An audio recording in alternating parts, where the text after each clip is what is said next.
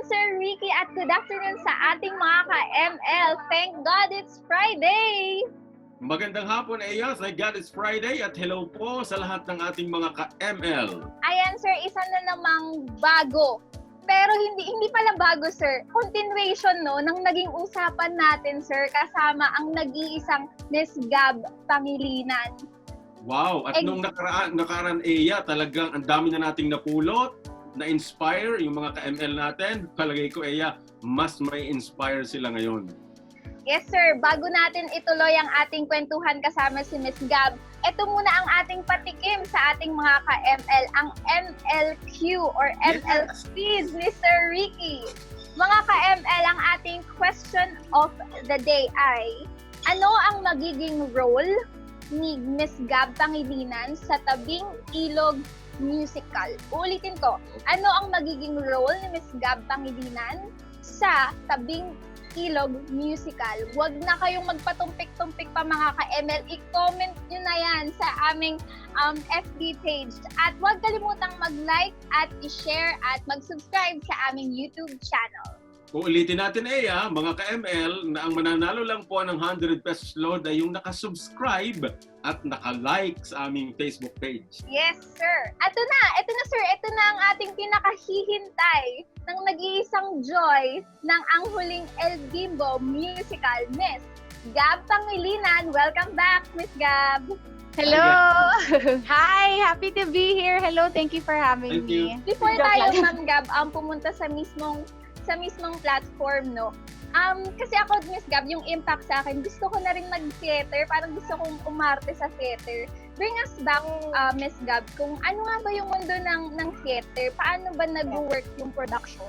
I always tell people, kasi ang dami nagtatanong ng ganyan. I mean, ang dami ko nang natanggap na mga message sa mga tao na paano ba magsimula, gusto na nila subukan mag-teatro. And honestly, for me, lalo na ngayon na everything is online, ang daming theater productions na nag-provide ng workshop. May certain initiative ang theater community called Open House Fundraiser. And sa website nila, sa Facebook page nila, ang dami nilang pinopost na online content on theater. So it's not just about acting, pero may mga roundtable discussions din ng mga playwright, may mga roundtable discussions on sound, on how it works, ganyan. And people like Leia Salonga have supported that initiative. At ngayon, I think compared to before na we have to show up sa auditions and stuff like that. Ngayon, ang dami ng ways to learn. I think kasi syempre we can only do so much ngayon sa ECQ, 'di ba? Pero now's the best time, I guess, to learn and to hone the craft and to ask questions because so many people online are readily going to share that or going to answer that. So, ayun. Sabi sa isang review, Miss Gab, sa YouTube na napanood ko, may certain parts sa online na hindi siya pinalabas sa live show sa Resorts World. Pwede po bang malaman ano yung certain parts na yun and bakit siya binago? Hindi naman siya binago, honestly. Parang, yung kailangan maintindihan ng mga tao kasi walang plano yung Resorts World before na i-stream ang show. So, yung coverage na yun na nakita online was live coverage talaga. Kumbaga, pag nasa loob ka ng Resorts World Theater sa Newport Performing Arts Theater, yun yung LED screen sa side. So, kumbaga yun ang camera sa LED screen sa side kasi ang laki ng NPAT, ang laki ng Resorts World, diba? So, yun ang coverage, kumbaga, video coverage niya. So, yung sinasabi nilang hindi nakita, I guess it's the bigger picture, yung buong stage. Siyempre, may mga zoom yun ng camera. And, I mean, lagi ko sinasabi sa mga tao, nothing can replace live performances talaga. I mean, what you saw on cam, ibang experience siya when you see it live. I mean, I'm not saying it's a better experience, pero for me personally, syempre, I'm a live theater performing artist. It's a different experience altogether talaga. So, yung sinasabi nilang hindi nakita, siguro mga detalye yun na napansin nila while watching live, right, na hindi nahuli ng camera. Siyempre, iba naman kasi yung iba naman kasi yung video coverage when you're shooting a film. Pag theater kasi, lalo na itong lalo na yung ang Huling Bimbo, may mga Zoom yan, ganyan. If you notice other streaming, if you notice other shows that are streaming, hindi siya nag-zoom, so kita mo lahat.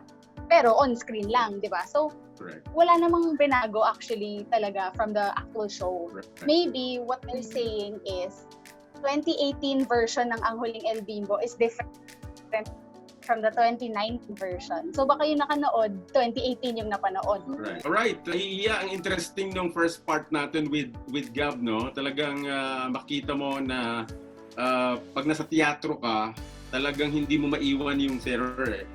Yan din yung, hindi nyo naman natatanong, Gab and Iya, when I was in high school, I was also in theater. Nasa teatro din ako. Siguro ang maganda, Gab, that you share is that, kanina naglalaro sa isip ko while you were explaining, wala bang usapan ngayon sa team ninyo na we might explore more streaming to make it, mainstreaming? Yes. At hindi teatro. Hindi naman totally iwanan mo ang teatro, pero dahil nga sa millions of views that you had, na yung art ninyo ay mas maisasaysay ninyo with many peoples na nare-reach. Anong usapan nyo sa ganung part? Hindi naman totally iwanan ang theater, pero mas magiging mainstream. Anong usapan nyo sa ganun? Lagi namin pinapag-usapan kasi we've had a number of interviews prior to this one din with yung pati director namin. Tas yun din ang mga tinatanong sa amin. Marami ng meeting actually at maraming usapan na on how, as of now kasi it's how we can cope or how we can survive as an industry. Sa totoo lang, feeling namin na once all this is over, syempre babalik din talaga tayo sa stage, 'di ba? Syempre babalik tayo sa rehearsal space, sa theater. Lalo na ngayon na people have witnessed theater production. Ang daming nagtatanong sa amin the moment na magka-live show ulit, ayun, parang people will be running to the theater. As in, gutom ang mga tao para sa live performance ngayon, I think. So, people have been talking. People from the industry have been talking and discussing what kind of content could be put online.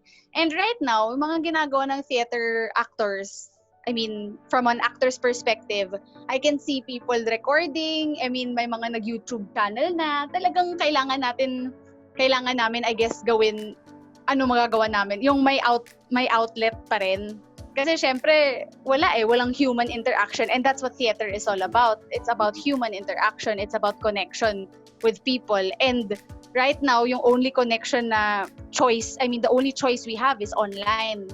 So, marami talaga napag-usapan ng mga tao na more shows are streaming. Honestly, even before the AHEB stream, may mga shows na from PETA, from CCP. If you look at their YouTube channels, ang dami na rin nilang nalabas na video.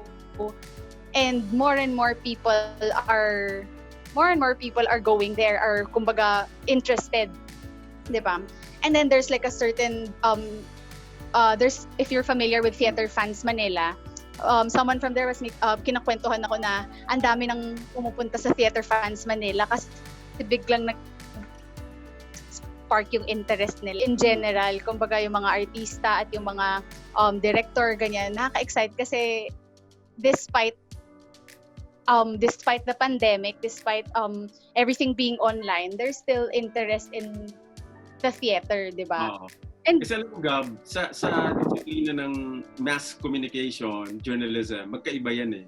Teatro, tapos media, no? Media and communication. Dito, parang lumalabas. Kaya ako natanong yan. So, now, kung ganyan ang mangyayari, no? New normal and looking forward, paano pa masaseparate yung TV na, di ba, ganun din naman yung streaming, at yung teatro? Nasabi mo nga, yung connections is there, yung iba yung feeling. Ako, nagteatro din ako, iba pati yung training ng actors and actresses. So, paano nyo ngayon yun i-distinguish? Among yourselves? May mga nagtanong yung parang, how do you explain the new theater? And honestly, yung parang sinasabi namin, parang, ako personally, I can't call it theater because again, theater is about live performance. Exactly. But, Exactly. diba, yung parang, hindi siya new theater eh. Kahit nga yung term na new normal, ayoko siyang i-grasp kasi nothing about the situation we're in is normal, diba? Parang, we're all doing what we can to survive. We're all doing what we can para, parang we're freelance actors, freelance artists. And as of now, tulungan talaga siya. Pero, feeling ko, hindi naman siya kailangan i-distinguish as long as people are looking for this kind of material. Parang people will keep putting output. People will keep creating content. I mean, that's what we call it now, diba? I mean, it's content online. And whether it's about TV or film or theater, I mean, we're all in the same boat. Pareho ang medium natin ngayon, diba? So, parang para sa akin, free for all siya talaga ngayon. I mean, walang distinction na kailangan mangyari or hindi kailangan i-specify na parang ito lang yun or 'di ba? Parang kasi nga it's still content or it's still something that has an audience, I guess, or may market pa rin siya somewhat, yun. Eto sir, at saka Miss Gab, kasi I'm trying lang po na maging futuristic sa industry ng theater, no? Since eto na nga parang new normal na to, may mga nababasa pa nga po ako na parang virtual theater ang tawag nila. Miss Gab, yes. sa convergence ng ng theater at saka ng new media, tingin niyo po ba as an actress, as a theater actress, posible ba tayong mapunta sa sitwasyon na magkakaroon ng kumbaga cyber performance, kumbaga live na nag-a-act pero live din na nag-stream? Yes, sir.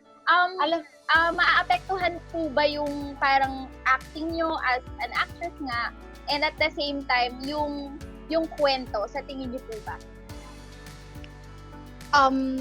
Actually, the past months, meron na eh. I mean, may mga lumabas ng play or like ako personally, I've had meetings on Zoom where we read plays, and a lot of theater people have been doing that. I mean, be it to stay sane or to just keep our brains working, alam mo yun. Kasi syempre, iba ang theater, it's physical, di ba? So parang, yun, I keep repeating na human connection siya, physical siya, ganyan. Pero ngayon, again, we're all adjusting to this screen, to this box.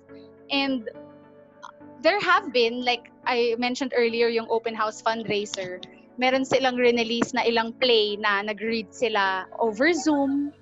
And then meron din yung, kunyari, si Ana Abad Santos and Kiara Takahashi magkasama sa isang kwarto, I think, and then they read the play, or hindi sila nag-read, they performed the play, and si Marlon Rivera yung director nun, tapos nag-2-cam setup sila. Kumbaga, everybody's experimenting now, and it's others would call it experimental theater, apart from virtual theater. Alam mo yun, it's different eh. It's a different medium. So, oo, lahat ng possibilities, I think, pwede i-explore. Tsaka I was talking to someone about it eh. The fun thing about it is, hindi, ang mga taga-teatro kasi, sorry, may tumatahol.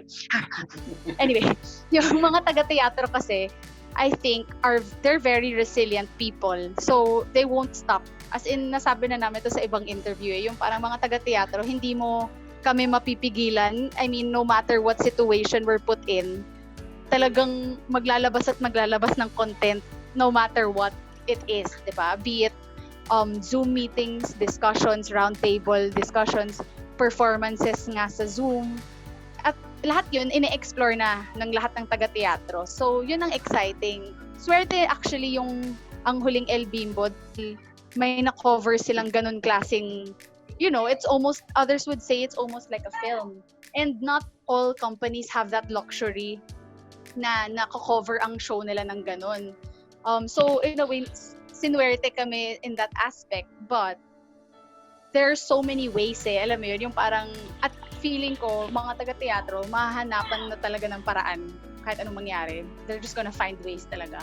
Alright. Be it puppetry, diba, ganon. So, ayun. Ayan, Eia, gumaganda yung ating mga napapag-usapan with Gab, and gusto lang natin magpasalamat, Gab, sa oras mo pala, no, na ginugol sa atin ngayong recording natin ito. We know you're very busy. Alam mo, ang dami, Gab, na ka-ML natin na hindi naiintindihan yung proseso ng teatro. Oo, pwede bang paano ba, walk through mo muna kami sa proseso very quickly. Paano nyo ba ginagawa yung gagaling nyo, pero paano ba yung prosesong sa paggawa nyo ng isang play? Yung ako, as an actress, pinaka na-appreciate ko sa teatro is yung proseso ng pagmamount ng show. Kasi it's not like other things na, I guess, mas instant. Sa teatro kasi, everyday ang rehearsals and we spend hours. Like for example, for ang Huling Bimbo, it was 7 hours a day. Wow. 6 days a week.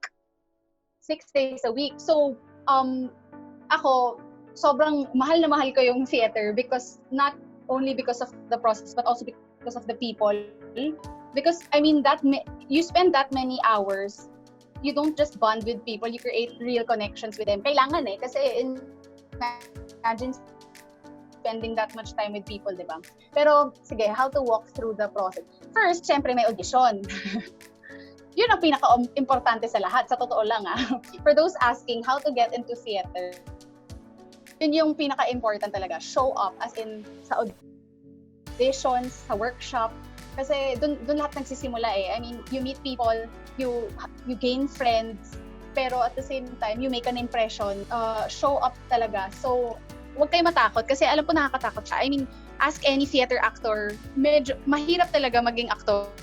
I mean, not just a theater actor, but any kind of actor, mahirap siya because you have to go through the process I mean, walang special case. You have to audition and you have to experience getting rejected. You have to experience people judging you. You know, may panel yun ganun talaga siya. So, Tita Menchu Lachenko Yulo, it's not easy. It's not an easy process. And then after the audition, when you get it, it doesn't stop there. That's where even harder work begins, diba? Magre-rehearse kayo 7 hours. I mean, depende sa company, pero you have to be dedicated, you have to be prepared sa rehearsal. Hindi yung parang lagi sa amin sinasabi ni Sir Dex. Dexter Martinez Santos was our director sa Ang Huling Bimbo. Don't use your rehearsals to review. Dapat nagawa nyo na yun. Dapat nag-aral na kayo sa bahay. Dapat nag-notes na kayo sa bahay, ganyan. Para pagdating sa rehearsals, you use your rehearsals to improve, not to review. So, pag nasa rehearsal kayo, that's where you start working with other people. Yung mga self-study, ganyan, mag-isa kayo mag-aaral. Pero pagdating doon kayo magre-relate, doon kayo mag-perform ng connection, doon kayo mag-perform ng chemistry, ganyan.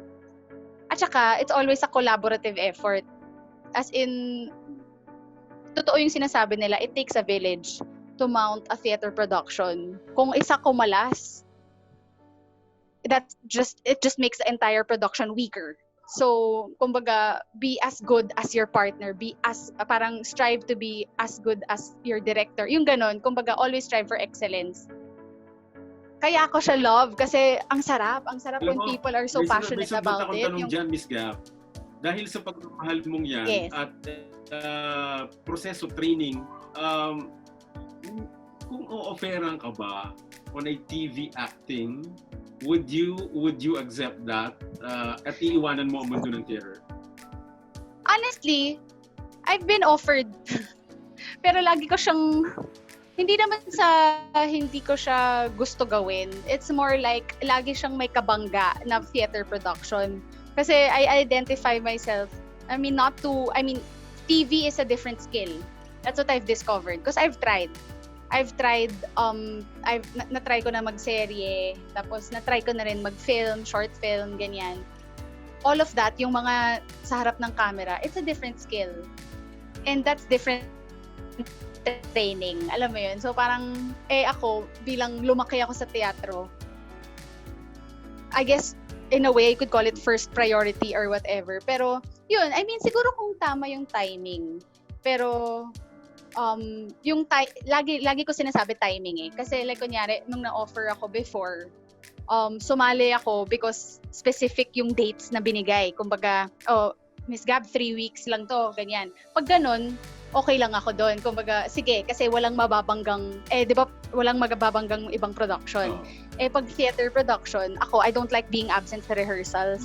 Kasi, you miss one rehearsal, ang dami mo nang hahabulin. Saka ayoko yung pakiramdam na naiiwan. Alam mo yun, yung parang bago nang nangyayari, hindi ko na siya kailangan kong humabol. Yun. So, yun lang naman yun. It's not na I'm completely turning it down or completely ignoring it. It's more of the timing of how things go. Parang ganon.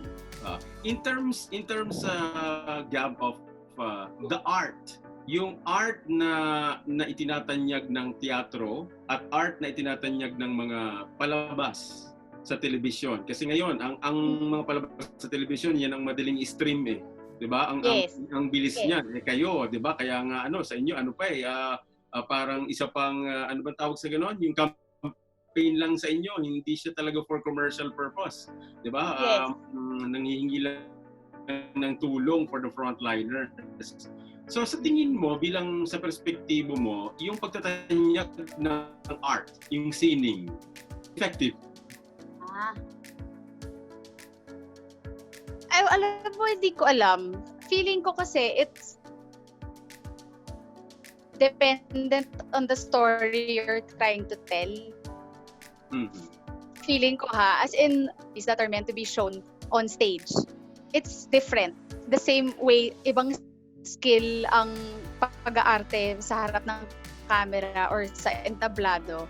Ibang skill ang pagsusulat para sa film at para sa theater, 'di ba? So, but it's not to invalidate either. It's more of it's dependent on the story you're trying to tell.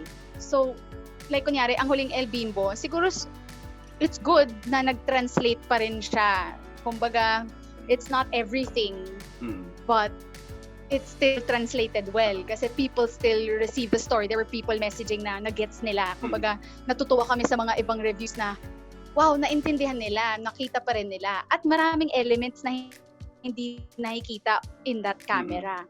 So yun. So parang meron para kasi sa akin, Gab, mga critic, ito naka-phone in question to sa amin kanina. Sure. May mga critic daw na yung AHEB should not have been streamed. Anong response nyo doon? Ako honestly, I disagree only because AHEB was streamed for a good cause. I mean, 'di ba? First and foremost, it was a fundraiser. And the fact that it was able to earn 12 million pesos to help people affected in the quarantine, for me, that alone is enough. I mean, bonus na lang yung na-entertain yung mga tao. Bonus na lang na nagka-fan art kami. Alam mo yun, yung parang first and foremost, it was meant to help. And I would think 12 million pesos would be able to help so many people. So, for me, okay lang. I mean, everybody's entitled to their own opinion. Of course, there will be people who would think na dapat hindi siya stream. Oo, okay lang yun. Parang para sa akin, sige, okay lang. I mean, you have the option. Yun eh. You have the option of watching it or not. That's the best thing about online, social media, whatever, di ba? Parang isang click lang, pwede ka nang lumipat eh. So, for us who are in the company, who are part of the production, so kaya sobra-sobra yung gratitude namin kasi people gave it a chance. Over 7 million people gave it a chance and sat through 3 hours of a musical that wasn't even meant to be streamed. Alam mo yun? So parang that alone was already so big for us. Lalo na 7 million views of a theater. I mentioned this before, di ba? Parang nag-trend pa, multiple trending topics, and that it earned money, to help people. So it's just, hanggang ngayon, ilang weeks na, medyo na-amaze pa rin kami sa amount of love. Amount of love that we've been receiving. Because agree with the stream, that's fine. Kasi there are just a million other things they can do and a million other things they can watch. Diba? Pero the fact that people gave it a chance is, diba? Parang yun palang okay na. Solved na kami. Yeah, you have the last few questions. Miss Gab, tips mo sa mga nangangarap na maging theater actress or theater actor kagaya mo? Ako, tips, ano bang tips? Yun, one, show up. Don't be scared. Personally, it took me a while before ko in-embrace ang na gusto ko talaga mag-teatro. nag-corporate pa ako after I graduated. Ilang years ko siya in-avoid. There are people asking me, is it too late to start? No, it's not too late. Because theater is universal. It's for everyone. There will always be a story that any person can tell. And like any story, or like any film or TV production or whatever, there is a story for everyone. Because theater is about real people, real experiences, real stories. So just go. As in, yun lang talaga yung masasabi ko. Gawin nyo lang siya. As in, huwag kayong matakot. Gawin nyo lang. Show up, learn, be open in learning, ask questions. Lalo na ngayon that everybody's online and everything is accessible. Show up. May virtual workshops. I know theater companies now like PETA, Atlantis Theatrical, lahat yun, they're providing workshops for people who are interested to act and to sing even, ganyan. So, everything is available online. Just ask, just go for it. Yun lang masasabi ko. Tapos Gab, saan kanila aabangan ulit? Oo. Saan kanila aabangan ulit? Ano mga upcoming shows mo? Upcoming. Right now, because nga we're all online, I just started live streaming Kumu, yung application. You have to download Kumu, but I'm planning to have regular streams there just to sing and chikahan, ganyan. And yeah, that's on Kumu.